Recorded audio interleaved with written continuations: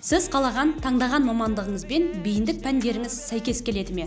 Құрметті 2025 оқу жылының түлектері, бейіндік пәніңізде қандай мамандықтар бар екенін білу өте маңызды. Себебі жылдың соңында грант конкурсына құжат тапсырар кезде сіз 4 университет, 4 мамандық таңдайтын боласыз.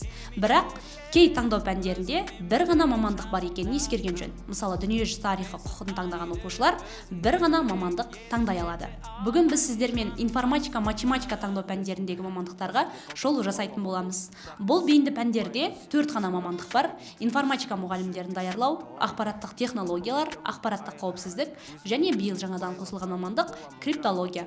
Информатика мұғалімдерін даярлау мамандығын аяқтап, сіз педагог бола аласыз. Ақпараттық технологиялар мамандығын аяқтап, бағдарламашы, веб бағдарламашы, компьютерлік желілер әкімшісі, ақпараттық технологиялармен байланысты басқа лауазымдар бойынша маман болып жұмысқа орналасуға мүмкіндігіңіз бар.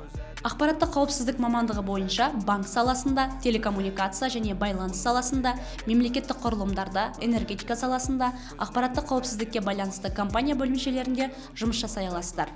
Криптология. Я работаю в криптовалюте. Где вы работаете? В криптовалюте. Бұл арнайы крипто мамандарын, криптология, криптография мамандарын дайындау үшін ақпараттық қауіпсіздік саласынан бөлек өзінің жеке спецификасы бар, ерекшелігі бар мамандық. Осы мамандықтардың соңғы 2024 жылдағы статистика мәліметтеріне сүйенетін болсақ, жалпы конкурс бойынша грант қатысудың ең төменгі балы информатика мұғалімдерін даярлау бойынша 91 балл, ең жоғарғы балл 131. Ауылдық квота бойынша төменгі балл 77 болса, жоғарғы балл 91. Ақпараттық технологиялар бойынша төменгі балл 110, жоғарғы балл 140. Ауылдық квота бойынша ең төменгі балл 69 болса, жоғарғы балл 110 балл. Ақпараттық қауіпсіздік мамандығы бойынша ең төменгі балл 76 болса, ең жоғарғы балл 136. Криптология мамандығы бойынша ең төменгі балл 102 балл болса, ең жоғарғы балл 136.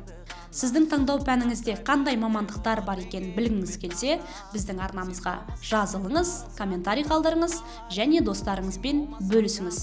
Келесіде міндетті түрде сіздің таңдау пәніңізде қандай мамандықтар бар екенін шығаратын боламыз.